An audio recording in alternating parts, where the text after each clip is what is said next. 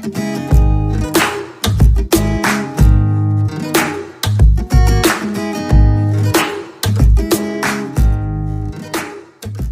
guys, and welcome to a brand new episode which has taken me way too long to finally sit my butt down on my chair and have a chat with you. I've been telling you that I am going to have a new episode up for you for weeks now. If you follow me on Instagram, I've been letting you know on my stories, you know that I will have a new episode up soon, and then it just never seems to happen. And I want to apologize for that, because when I make a commitment to something, I like to stick to it. And I really do appreciate how kind and patient you guys have been with me. If you follow me, whether it's on my Instagram, on my TikTok, if you read my newsletters, I always seem to have a problem saying that word, newsletters. Every week I send them out on Mondays, then you'll kind of have more of an idea of what's been going on in my life. I've opened up a little bit more. So I've just basically had a lot going on. I know I'm not the only one. So many of us have so many things going on. And then there's this thing that we want to sit down and do. And whenever I sit down and actually get started and chat to you guys, I love doing this. Like, I love this time that I put aside and just chat with you, and we talk about symptoms, or we talk about anything in regards to anxiety, or I just talk about anything or ramble on or whatever it is. But it's, you know how it goes. It's just actually sitting down to do it. That is the hard part. But then once I'm doing it, I'm like, why didn't I do this sooner? It seems like every single time I've been about to sit down to record this, I get sidetracked and I get caught up in something else, or caught up in creating another piece of content. And I just, honestly, it's Friday evening as I'm recording this, and I just said to myself, this is ridiculous. You guys are so patient and so kind, and I have promised you this for way too long. So here it is. So I've made myself some tea, and if you're just sitting down to listen to this, I would recommend making yourself some tea, grabbing some snacks, because we know that it always ends up being pretty long. But you guys have let me know that you really like the long episodes, so I'll keep making them for you. I try to keep them short, but then the time just goes on, and I realize 45 minutes or an hour has gone by, but it's all good. I really want to always get as much information as I can into these podcast episodes for you. So I have made myself a cup of tea. I've made some peppermint this time. I've added a little bit of apple cider vinegar. I've been dealing with such really annoying allergies for the past week or so, maybe 2 weeks. The weather here in Canada is just so strange. It's one day you're freezing and you have like a huge coat on every time you have to leave your house, and then the next day, like today for example, it's 30 something degrees. It feels humid, and I just can't keep up. And this back and forth with the weather, it really does not help my allergies. I know a lot of you guys who struggle with allergies, that can be a big anxiety trigger. So I guess I'm just letting you know that if you deal with allergies, whether it's from the weather, whether it's from anxiety, I actually have an episode where I talk more about that. You're not alone. It's really frustrating and really annoying. So I find that the apple cider vinegar, if I add a little bit of that and sometimes a little bit of just like local honey into my tea, that does seem to make a difference for me. So just a little tip. It does seem to help with the inflammation and congestion and like that facial pain, you know? So I'm not sure if you're new here. If you are, then welcome. I'm really happy that you're here. Or if you've listened to my other episodes, I started a series where I wanted to talk about a different anxiety symptom in each episode so we could really focus in on that one specific symptom. So for today's episode, a few weeks ago, I asked you guys to share some questions with me that you have regarding head sensations, like very scary head sensations in regards to anxiety. And I have written down as many as I can. I had a lot of the same kind of questions, so I've written them down. I have them with me, and I am going to be answering your questions in this episode. It really helps me to ask you guys to give me questions, because that kind of forms the foundation of the episode, and that way I don't get completely lost and like not remember where I am. So in terms of my own experience, I have dealt with very many different head sensations as a result of anxiety, and I know that this can be, and I feel like I say this for every symptom. I remember doing the dizzy episode and saying, this is one of the scariest symptoms, and I say that for all of them, but this genuinely, like, anything that has to do with your head or shooting pains or like really weird, like brain zaps and brain surges, it can send you into complete panic. So I just wanted to share a little bit about my own experience with these before I dive into the questions. I feel like I've always worried about any kind of head pain, whether it's a random shooting pain that comes out of nowhere, or it's a headache, or it's, a headache that lasts longer than just a few hours. It's always been something that I've worried about, and I immediately start to think the worst. And I know you relate if you're listening to this. You start to think that there's something wrong with your brain. You start to think that maybe you have a brain tumor, or just something, like, especially with the shooting pains, you kind of think maybe you're about to just fall over and die, like right there and then.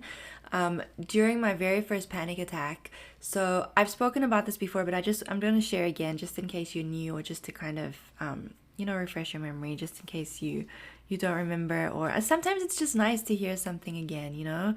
So my first panic attack, I was working as an esthetician at a salon in a shopping mall. I was dealing with a lot of anxiety at this time, but I didn't understand anxiety, and I wasn't like, oh, I'm anxious, oh, I'm having anxiety, and that's why I feel this way. It's just every single day I just didn't feel like myself. I just didn't feel right. I always felt on edge.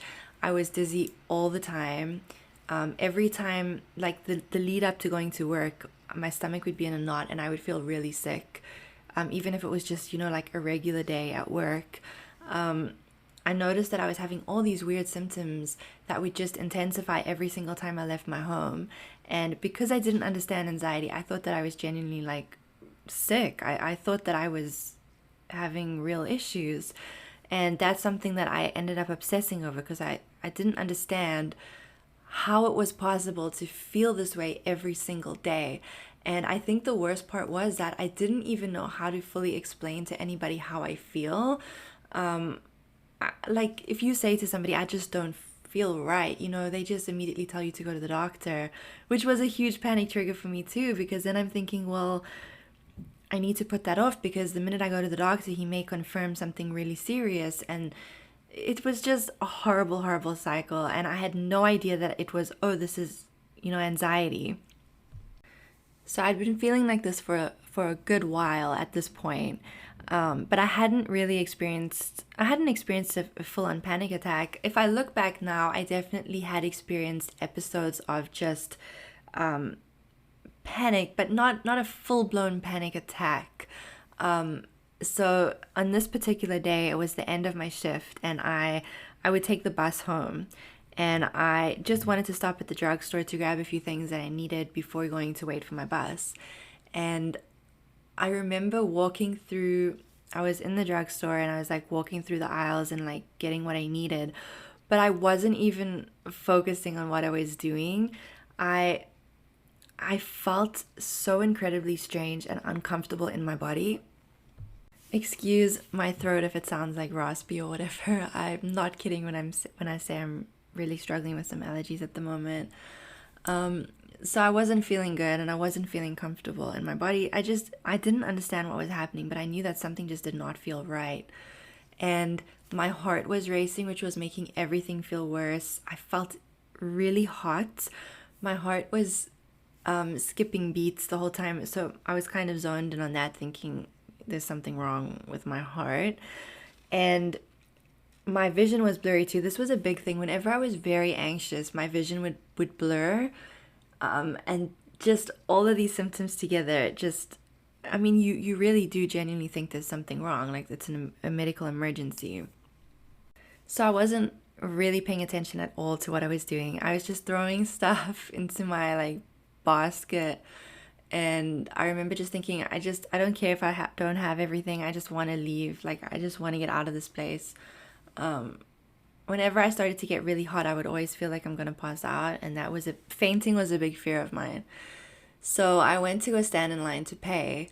And while I was standing in line, and this is the thing with anxiety, it's as long as you're moving, you're still not feeling good, but that's what adrenaline is designed. It's designed to make you move because your body thinks you're in danger. So you need to run away from the potential threat, or you need to fight it. So when you're standing still, you're going to feel all of your symptoms a lot more intensely than you felt them when you were moving around. It's like I said, when you're moving around, you're still feeling them and you're still feeling awful. But the minute you stand still, or you're sitting, and you're just not moving, your brain is in panic mode, and it's like, why are we sitting? We're in danger. Because remember, your brain, even if you're not in danger, your brain doesn't know that. It thinks you are. So it's telling you, get up, we got to get out of here, we got to move. And that's why when you're in a place, you may feel that desperate need to just get out and find the exit. And this is what was happening to me. So I was standing in line and I was waiting to pay, and the symptoms were so intense. I was so dizzy. I felt so uncomfortable, and I was trying my best to stick it through. But then while I was standing there, I experienced what I now know is called a brain surge, and I always describe it as, because I honestly didn't know how else to explain it. I describe it as, if like, it feels like a whoosh feeling going through your head. And honestly, I had never experienced anything like that before, and I just thought, okay, this is definitely something serious. I'm not gonna stand here and like drop dead right in line. I wasn't even thinking at that point. I just let my body just do its thing. I left my stuff and I just went outside, and it was just terrible. It was just a horrible experience. I have another episode where I talk more about my first panic attack, and I talk about it on my Instagram as well, and in my first book, and in both books, in fact. But that was the first time that I experienced brain surge, and I know many of you guys have experienced it too. And when you don't understand what's going on, even if you do understand what's happening, you still feel absolutely terrified. It's really difficult. Like, it doesn't matter if someone has explained it to you, if you literally have something right in front of you explaining to you what it is. That brings a level of comfort, because you can at least tell yourself, okay, I'm not actually dying, and you can kind of breathe your way through it. But that doesn't mean that it's any less intense or any less scary. But at this time when I experienced it, I had no idea. I didn't understand anxiety. I had no idea what a brain surge was. I was just like, how would I explain this to anybody? Like, oh, there was a whoosh feeling going through my head. People would think I'm crazy, but the feeling of it was just absolutely horrifying. So these sudden kind of whoosh feelings through your head, where it feels like blood is rushing to your brain, like a head rush, or you could have the opposite, where it feels like blood is rushing out of your head, and it's very hard to describe it.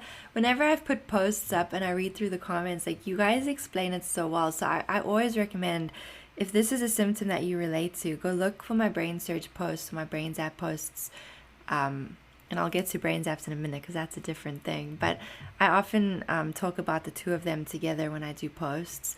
So go look up those posts on Instagram and read through the comments, because that's where the good stuff is. Like, that's where we're all sharing our experiences. And if you can't relate to my experience in the post or the video that I put up, then you're probably going to find it in the comments.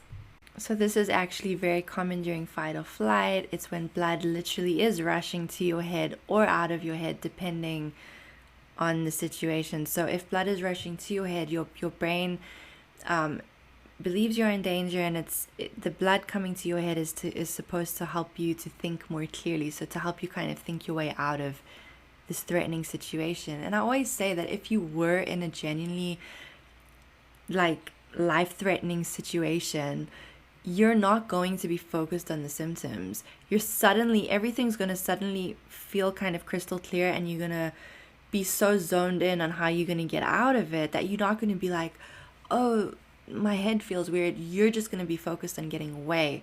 But the reason that we become so focused on the symptoms is because they happen when our brain believes we are in that life-threatening situation, but we're actually doing something completely normal, like we're standing in line, or we're just, doing a normal everyday thing. Sometimes blood can rush out of your head to different parts of your body, like if blood rushes out of your head to your legs to help you run away, to like make you stronger so you can run away, or to your arms to help you to be able to fight. It's all these different blood changes that occur during fight or flight. And when this happens, that's when you experience all these weird sensations that are really difficult to explain. But then when you delve a little deeper and you start learning about the fight or flight response, they actually start to make more sense. Tension headaches is another big one.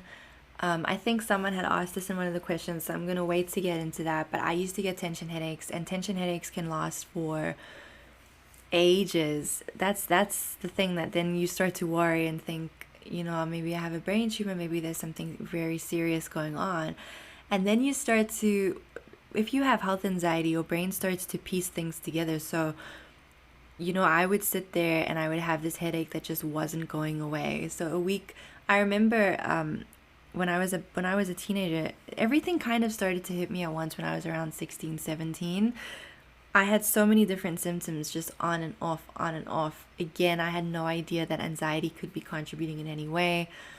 I didn't understand anxiety. I thought that if you're anxious, you feel scared and you worry all the time, which yes, I did, but I just put that down to my personality because I just figured that's who I am. I worry a lot, but I didn't know anything about actual anxiety disorders.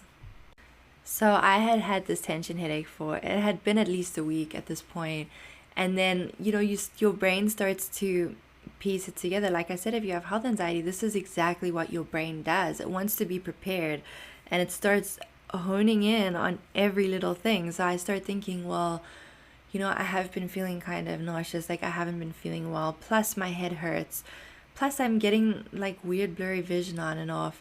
Oh, plus I'm dizzy and off balance a lot. And then you start to think, well, these symptoms have to be, there's something wrong with my brain.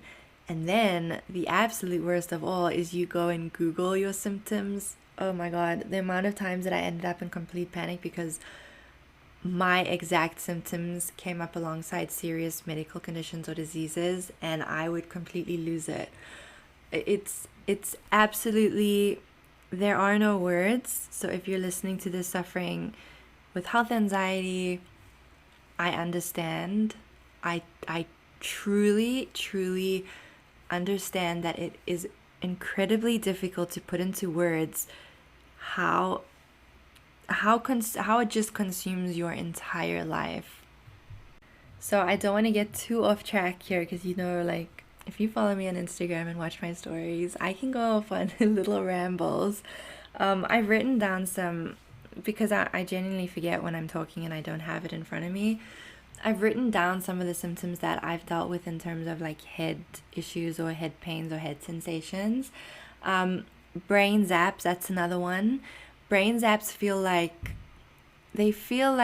mini, well, this is how I describe it. And again, read through the comments on my brain zap posts because you guys explain it really well as well. It feels like a little mini electric current going through your head. But what used to scare me so much about brain zaps is that they just come out of nowhere. It's not like it builds up slowly and you're like, okay, I'm about to get a brain zap. You can be doing something, anything, and just out of nowhere, it's like zzz, and it's like, what the F was that? And then, for me, it wouldn't last very long, but it was so uncomfortable and it was so scary that I would sit there and be anticipating when it was going to happen again. And that's another issue with the symptoms, is you experience something really scary, and then even if it doesn't last long, even if it goes away, it was such a horrible experience that you're just anticipating it happening again. And that anticipation completely takes over. So it's really difficult to focus on anything else. And then, of course, the more attention that we're putting there, the more likely we are to experience it again. It's like we're kind of attracting it. And that's the vicious cycle, because how do you not think about it? But you need to not think about it for it to kind of go away. And I think what really helps here is to understand, because when you start to understand something, you release some of the fear around it. And the minute, like for me anyway, the minute I understood something and I wasn't so scared of it, muscle twitches is a huge one here. I was absolutely terrified of my muscle twitching for many, many years. And then I finally reached a point where I fully understood it. And I realized so many other people have it, and it's completely natural and normal with anxiety. And my fear, like now if I get a muscle twitch, I don't feel that fear, which is amazing. I never thought that I would reach that point. But because I don't feel that fear, I'll maybe experience it if I haven't slept, if I haven't been eating well, if I'm going through a stressful period. But because I'm not so latched onto it, if that makes sense, it does not last as long. So a question that I often get is, well, how do I not think about it? I'm so scared of it. And that's exactly it. You're so scared of it. So you need to find ways to release your fear around it. And the best way to do that is to learn everything you can about it. That's how you take your power back. So brain zaps can often happen when you're withdrawing from a medication, or it can be side effects of certain prescription medications. So if you are taking something or withdrawing from something, do always let your doctor know. For me, I don't remember if I was getting them when I was withdrawing off my meds. I took meds for about a year. I honestly don't remember, but I know that if I did have them then, it wasn't just then. It's been something that's been on and off. Yeah, knock on wood, I haven't had a brain zap in a while. I've had severe head pressure. Again, it often starts in our neck and shoulders. We don't realize that everything is connected. So if you're constantly tensing up your neck, constantly tensing up your shoulders, that's going to end up tensing up the muscles on your scalp, and that can lead to that really horrible pressure. Like I would get such intense pressure that it would feel like my head is going to explode. So finding ways to release tension in my neck and shoulders really did help me with that, with the tension in my head. Shooting pains, again, if you're anxious all the time and you're constantly tensing up your muscles, just like you will experience shooting pains or random pains in your body, it's going to be the same thing in your head. So I remember one day I was putting, this was when I was really struggling with anxiety, and I was only just starting to learn about it. And I was, putting my makeup on, and while I was putting my makeup on, I had this awful pain just out of nowhere. It was kind of behind my ear. My head had been feeling really tight, and I had been dealing with a tension headache for a few days.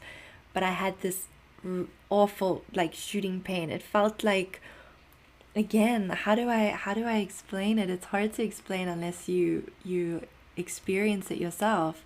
But it felt like this gripping in my head, and it felt like something was grabbing and pulling, but it wasn't just that sensation, it was pain as well, and it was like this shooting pain.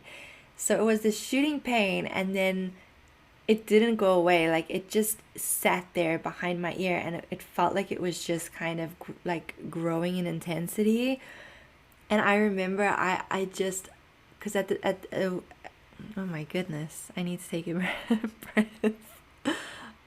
Sometimes I stutter on here or I ramble on, and I think to myself, I need to delete this and I need to start over.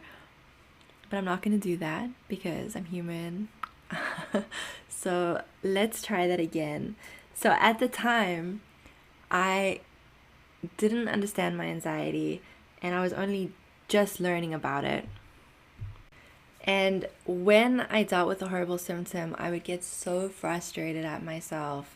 I would ask myself, like, come on, can't we just have a good day?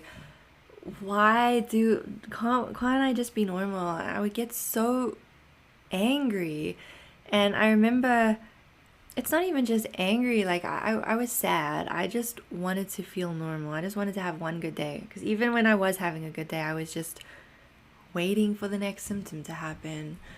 And I remember that this pain was so bad and so intense, and I was so worried about it that I was like, what is the point of even finishing my makeup and getting ready for my day? There's no point. And I remember I just gave up. Like, I was like, I'm giving up on this day. The day had barely started, and I was just like, nope, not facing today. And I remember I went and put Shrek on the TV to try to calm me down, and I just watched Shrek, and I took naps, and this is what I did a lot of during my worst anxiety. I didn't want to deal with the day. I didn't see the point.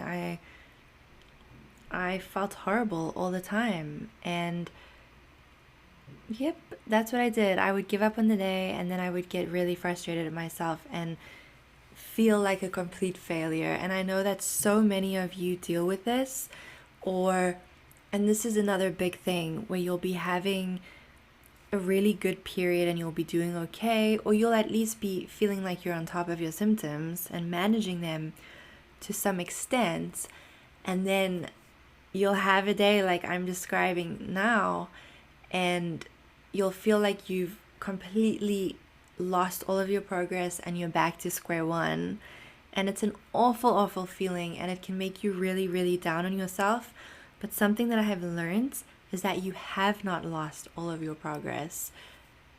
When you feel like that, you've actually been learning the entire time. Healing is a process. It's not just smooth sailing when you start healing from something. It's up and down, but that does not mean you're back to square one. Okay, so I am going to start getting into the questions now. I've been talking for almost half an hour.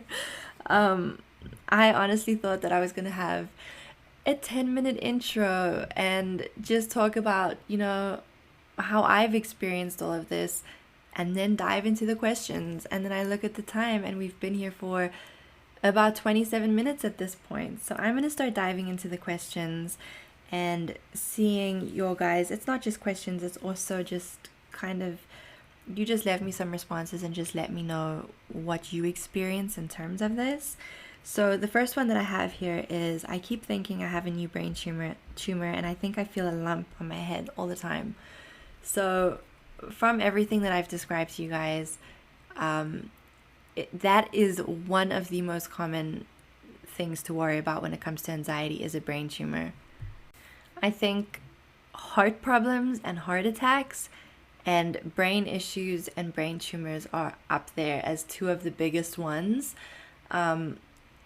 It's really hard to not think that there's something wrong when you're having these symptoms. But I hope that just by listening to me explain a little bit more about my own experiences and how the fight or flight response can contribute, that just by me reading that now, that response, that you already feel a little bit, comforted. So of course I have to say this, I'm not a doctor, and if there is anything that you're worried about, or you're feeling anything that doesn't feel right, I have to let you know to, go and see your doctor, because I'm not a doctor. I can't diagnose or offer medical advice.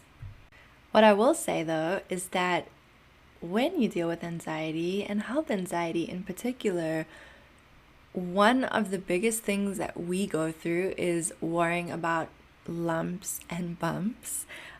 When you start becoming hyper-focused on your body, you are going to feel things. I promise you. I went through a period where I was checking every inch of my body because it was an obsession. Like, it wasn't even logical. I would watch myself check something for the millionth time, and I knew that this is not logical. I'm feeling the same spot over and over, and it's not changing, but I can't stop myself from doing it. And I went through a period too where I would feel my neck, like at the back of my neck, into my head and over my scalp. And I would feel lumps. Like even now, if I can feel lumps there, because this is just how our bodies are. We have lumps everywhere. And I don't mean that as a bad thing. That's just, natural muscle tissue. Our scalps have our heads have natural bumps over them. But when you start feeling them, because most of the time people are just kind of going about their business, they don't even know how their muscle tissue feels. They're not feeling their head and feeling the shape of their skulls, but yet we are. And the minute you start doing it, you're going to feel things. And because of this absolute fear that we constantly live in, our brain starts to tell us that something is wrong. So I hope that can bring a little bit of relief. You are not alone with that. This is massive with us who suffer with health anxiety. You're going to feel things. If you're going to start poking and prodding at your body, you're going to feel things, and it's normal to be able to feel things. Okay, so the next question, I experienced so much brain fog. What can I do? Can I still meditate with it? It makes me so anxious. So let me talk about the meditation thing quickly.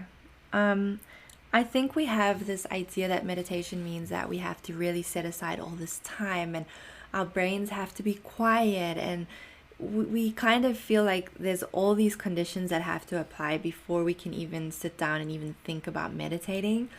But meditation is basically any time that you're just sitting quietly with yourself and taking deep breaths. That can be considered meditation. Like if as you're listening to me right now, you're taking long, slow, deep breaths, you can say that you're meditating because you're really focusing in on your breath.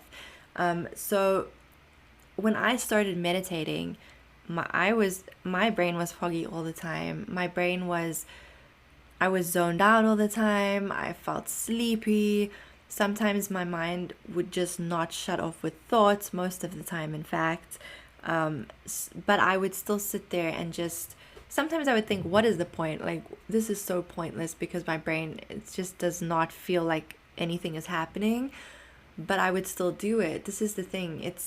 This is a practice. It's not something that you do one day and wow, everything has changed. It's something that you do every single day. And as you start to get into it and as your brain starts to get used to this practice, over time you start to feel the difference. Like it will just happen one day and you'll realize your mind is clearer, you're able to concentrate more, but you have to start somewhere. And I often hear people say, I'm not made for meditating. Like my brain is too busy. But that's exactly why you should meditate. So meditation, honestly, you don't have to do anything specific. It's what works for you because we're all different. And every day is different too. So, maybe one day you feel like you can sit quietly with your own mind, you can still your thoughts and you can breathe, and that feels right. Maybe another day you need music. Maybe another day you need to gently move your body and do kind of a moving meditation. Maybe another day you need a guided meditation. You need somebody to talk you through some affirmations or a body scan. It's different every single day. I'm just trying to think. I can share some things in the caption, or maybe I should do a separate episode on this where I can share some of my favorite meditations. Sometimes I'll listen to music. I really like listening to sound frequencies or singing bowls. Like I think it's called that, as singing bowls, like the meditation bowls. I really, really like those. I can link something in the caption for you guys there. And then as for managing brain fog, I'm going to share a few tips with you guys. So these tips can help temporarily, but ultimately to manage brain fog over the long term, what really helped me was really paying attention to my nutrition, because it's over the long term. Like if you're eating takeouts and processed foods every single day and you're dealing with a lot of anxiety and brain fog, and then, today you've decided, just today, you're going to do these healthy things, you're not going to see a difference. It's little things that you do every day that build up over time. Again, everything in moderation. I'm not saying, you can never get a takeout or you can never eat this. But I think for me, I was eating processed foods and takeouts all the time and then being healthy now and then. So I had to switch that around to being a lot healthier. And that doesn't mean boring, because that's another misconception. Because I love food and I love eating, and I'm not going to sit and eat salads. I eat really good food, but I make sure to eat nutritious food that, feeds my body, that feeds my mind as much as my body. And by taking care of your body, you're naturally going to start to lower stress hormones and you're going to start to feel calmer. Getting enough sleep, or not even enough sleep, getting quality sleep, because sometimes I would end up having a night where I slept 7 or 8 hours, but I would be having nightmares all night long, so it wasn't restful sleep and I would still feel sluggish. Although when you deal with anxiety, sometimes you can sleep all night long, you can sleep all day long, and you're still mentally absolutely exhausted and kind of in a haze. But getting quality sleep really can make a difference. And I know that this is a tough one when you're anxious. How do I actually get that quality sleep? Again, I feel like this could be a completely separate episode where I really delve into it. Check out I have a guide on Instagram where I have all of my sleep posts. I go deep into that in there. But magnesium glycinate is something that I take every single night before bed. It helps me so much. It helps me to fall asleep faster. It helps me to enjoy better quality sleep. It helps to relax my muscles, because sometimes it's hard to fall asleep because you're so tensed up. I'll often have magnesium, and then I'll either have a golden milk. Again, in the caption, I'll link to a powder that I really like, and I also have a recipe that you can make at home yourself if you'd prefer to do that. But a golden milk, which is basically a drink made with turmeric, that can improve the quality of your sleep, and it reduces inflammation and lowers stress hormones as well. So I'll either have a golden milk with my magnesium, or I'll have some tea that's really soothing and calming with magnesium. Lately I've kind of been alternating. So one night I'll have a golden milk hot chocolate with my magnesium, and the next night I'll have chamomile tea. If I don't have chamomile, I often have lemon balm. That's another one of my absolute favorites. That one is especially good for emotional stress. So that can be really helpful before bed. Try and limit caffeine. If you drink caffeine, limit it like hours before bed. I would say stop drinking it by 2 p.m, as it can stay in your body. You can honestly start having herbal teas like lemon balm or chamomile hours before bed already, to start to prep your body for bedtime. But just those two things already make a big difference for me, the magnesium and then the golden milk, or the magnesium and the tea.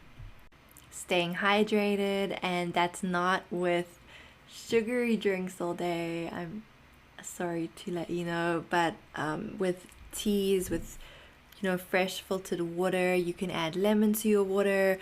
I drink a lot of tea. I always used to say, you know what, I'll never drink tea. I hate herbal teas, because I used to drink a lot of coffee, believe it or not. And I used to drink cups of coffee a day.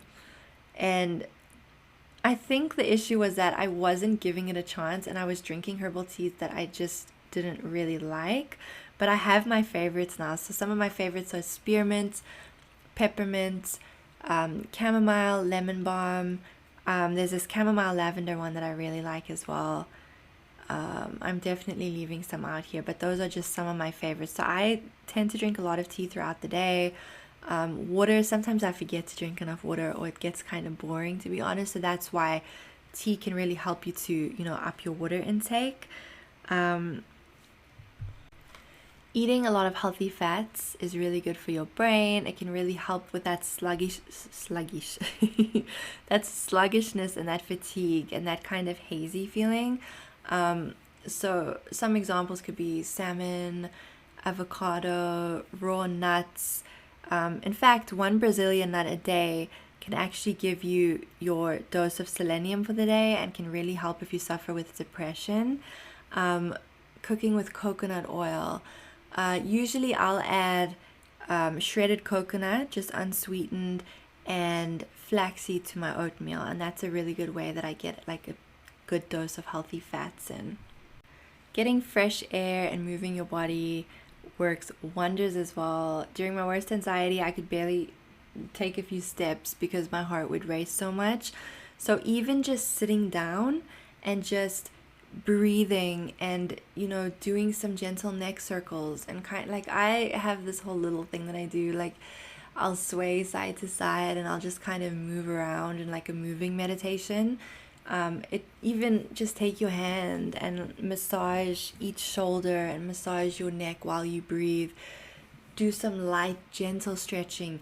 Just do what you can. Even if you're really anxious, you can do the lightest stretches and it feels like you're doing nothing, but it is making a difference.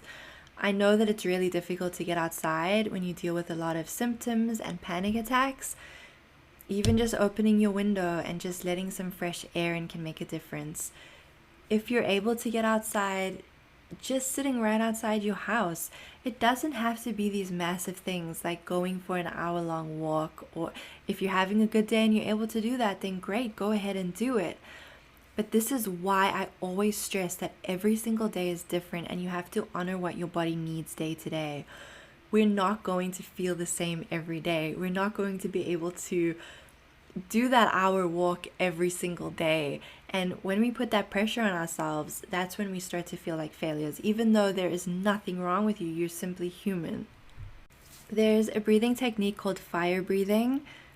Search it on YouTube. If I can find a video that I've done, I will link that in the caption as well. But it helps tremendously to just kind of wake you up a little bit when you're feeling really tired and the brain fog is taking over and you just feel like you have no energy. It's especially helpful to do it in the morning. Every time I've done this, it always gives me a little bit of a boost. So search that on YouTube. That's fire breathing. Or I will link something for you in the caption. So the next question, my head always seems to be spinning because of racing thoughts. Any suggestions to prevent this? Every single time I get a question like this, I say the same thing and it's boring, but it is the most effective thing, and that is to come back to your breathing. Really focus on your breathing.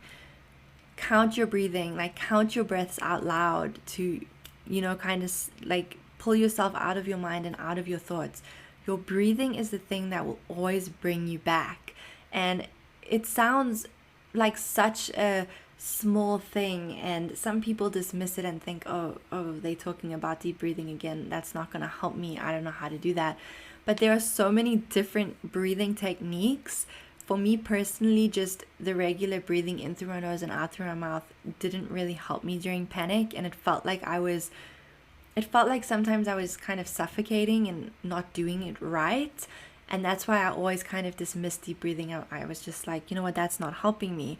But then I discovered alternate nostril breathing, one of my favorite breathing techniques for panic, breathing in and out through your nose, putting all of your attention there, feeling your breaths coming into your body, feeling the air coming out. Your mind will wander. It's normal. It's completely normal. But then just bring it back to your breath. It's absolutely incredible what your breath can do for you. And another thing, and this sounds really silly, but shaking out your body, like when you're in your head like that and you have all of this stagnant energy, just get up and shake your body. It sounds crazy, but I mean, what happened to us along the way as we became adults and we just forgot how to be children and just enjoy ourselves? Look at kids, like they have so much fun and they're jumping around and acting silly. And now as adults, we're like, oh, we can't do that. We have to sit here seriously and be the serious ones. But why? Moving your body, sometimes when I am just in a really crappy mood or feeling completely overwhelmed, or my thoughts are just completely taking over, I will literally just jump up and do some jumping jacks. Or I will just, like I'm shaking out my my arms right now. I'll just literally just shake my body out. It is amazing what this can do as well. So just try it. Just give it a try. Just shake your body out. You've got that stagnant energy that's just making your mind just go round and round and round. And sometimes just shaking your body out can already help. Did you ever experience a fullness or pressure feeling, like your head is going to pop off of your neck? Yes, yes, and yes. I used to get such bad pressure and tension in my head that I would obsess over it. It feels like there's this like squeezing, and you can't believe that you can actually feel such an intense sensation in your head. It's horrible. But like I was saying right at the beginning of this, I hope I did. I hope I remember what I'm saying here. Focusing on releasing tension in your neck and shoulders can go a long way in helping to release tension in your head. Even just a self massage, like take your fingers and just gently massage your scalp, massage your shoulders, massage your neck.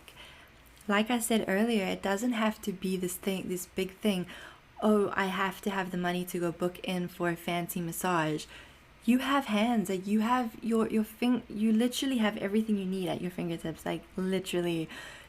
Take your fingers and get in there and massage. I promise you, I do this. It's become such a habit for me that often when I'm doing something now, I realize that I'm massaging my shoulders or I'm doing neck circles. I used to get absolutely terrible pain in my shoulders and neck. Often my neck and my shoulders would go into spasms where I would be in bed with ice packs and think that I have an injury, but it would be due to anxiety. So finding ways every day to release tension in your neck and shoulders can really help. Magnesium glycinate is my favorite supplement for relaxing tight muscles and tension. And then you can also get a magnesium gel. I have a magnesium gel, and sometimes when I've been desperate, I will take it and put a whole bunch on my neck and like massage it right into my neck, right up into my hairline. And when I've been really desperate, I even take a little bit and put it on my temples and just gently massage my temples in, just gentle circular motions. And that can really help as well. There's quite a few questions here about tooth and jaw pain and clenching or grinding the teeth. Again, everything is connected. So often when we're anxious, everything is tensed up, and the jaw is a big one to get tensed up. Like your jaw may be tense right now without you even having realized it until I'm telling you to, kind of pay attention to that area, and then you realize, oh wow, it was really tight. And if your jaw is tensed every single day, that can lead to a lot of headaches and head sensations as well. In fact, if your jaw is tight, you can even experience ringing in your ears, pain in your ears, dizziness, all sorts of other things. Everything is connected. And this is something that I found so fascinating when I was diving into my anxiety research, is how when we start to focus on releasing tension in one area, it starts to relieve all of these other symptoms that we didn't realize were connected. So really, I think the thing here is to be mindful, because it's an unconscious thing. We go through our day and our shoulders are up around our ears. We're holding our jaw tight. We're pulling the muscles in our face tight. We're frowning without even realizing it. So becoming aware of that, and a good tip is to actually set reminders on your phone. Every hour or every 2 hours, have something pop up on your phone just saying, oh, it's time to release your muscles, just to remind you, because we forget. We get totally engrossed in a task that we're busy with or whatever we're doing that we don't even realize that we're so tense. So setting reminders and being mindful of that, and then releasing those muscles throughout the day can make such a difference, I promise you. And the more you do it, the more automatic it will become. So there's a lot of questions as well about twitching in the face and in the head. Let me tell you that I have experienced twitching in every place possible. I have experienced twitching, and I feel like I am a pro twitcher at this point. I feel like I am a pro at talking about this, because that is one symptom. If I have to say what started my health anxiety fears, that would have to be the top one. That's where it really started for me. And twitching is such a common anxiety symptom. Again, when our muscles are so tight and in the face, like we tense up the muscles around our eyes, we're frowning, we're clenching our jaw. When the muscles are so tight, they can start to twitch. It's not just painful, they can start to twitch from that tension. I've had twitching in my head, on like my scalp. I've had twitching and tingling feelings over my scalp. I've had what feels like twitching inside of my head. I've had twitching on my temples. I've been dealing with an annoying twitch again, like right at the side of my nose, like right by my eye. I've had eyelid twitching. I've had twitching under my eyes. I've had my cheek twitching. I've had weird tongue things. Like I've had burning, and I've had every single twitch that you can think of. And I remember there was one in my neck, and it was so weird because it was almost like every single day at a specific time my neck would twitch. And I'm laughing, but trust me when I tell you it was terrifying. And because I just became so used to this neck twitch, it's like I was almost bringing it on. It's because I would tell myself, oh well, you know, it usually twitches around this time at night, it's gonna twitch again. And of course it would. And whenever I've had really bad twitching, I would often press on the twitch, like praying that if I just press on it, it would just stop. So when I tell you that I know the panic that comes with that, I really do. It's horrible. But twitching, as a result of tight muscles, as a result of anxiety, as a result of, like especially with eyelid twitching, if you have a lot of caffeine, if you aren't getting quality sleep, and that's massive with anxiety, there's all these little things that can contribute, but it is very, very common with anxiety, I promise you. So the next question here, I feel like I'm healing, but the calmness makes me anxious. Is that normal? That is completely normal. Completely. You've been in fight or flight mode for so long. You've been so used to experiencing symptoms that now when you're having periods where things actually feel calm and you're not panicking and stressing, your brain looks at that as danger because it's thinking, well, we've been in this one mode for so long, this doesn't feel right, something is different. The minute your brain sees something as different and a sudden change, it looks at that as danger.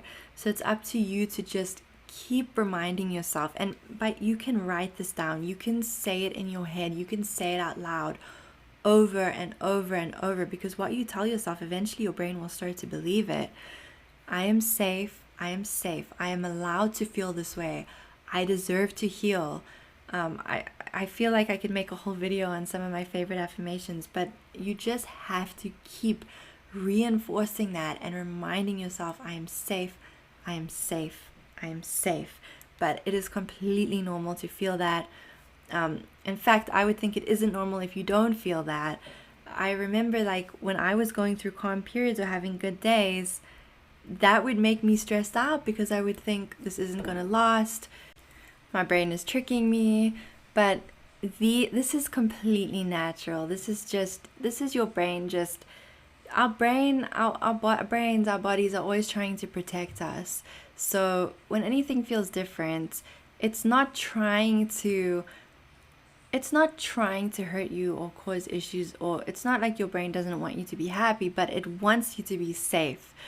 That is its main job. It's going to do everything it can to keep you safe. So if something doesn't feel safe, it's going to, create these symptoms or create this feeling. It's kind of like it's creating this feeling in your gut where you feel on edge because your brain wants you to be prepared in case anything happens. So it's completely normal, but just make sure that you really remind yourself over and over again that you are safe, because you are, and you deserve to heal.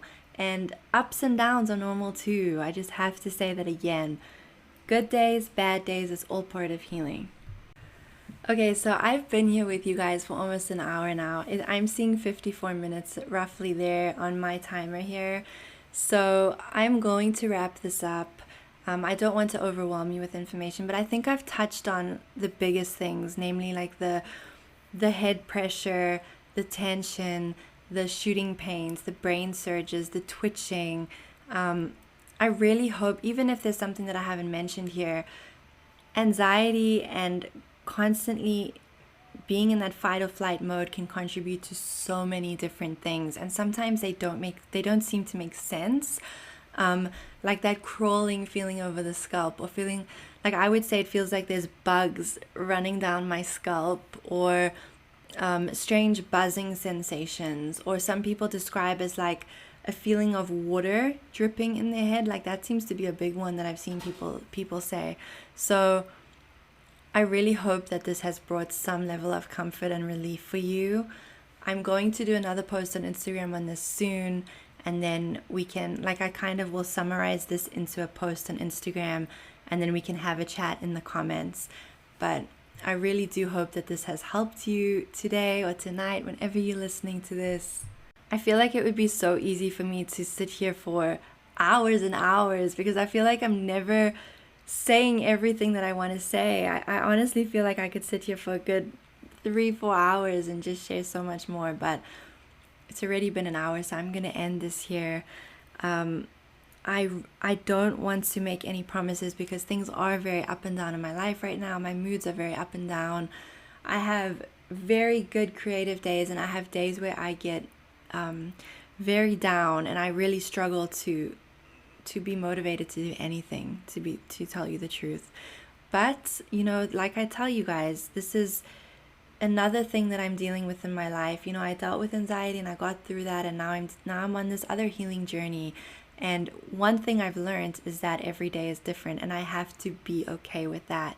So I don't want to make any promises about how often I'll do these podcasts, but I am going to try my best, because just sitting here for the past hour or so, however long we've been here, has felt very therapeutic for me. And I hope that it's been an hour of relaxation for you too, some time for yourself, even though I'm going on and rambling away. But I really do hope that you've gotten something out of this.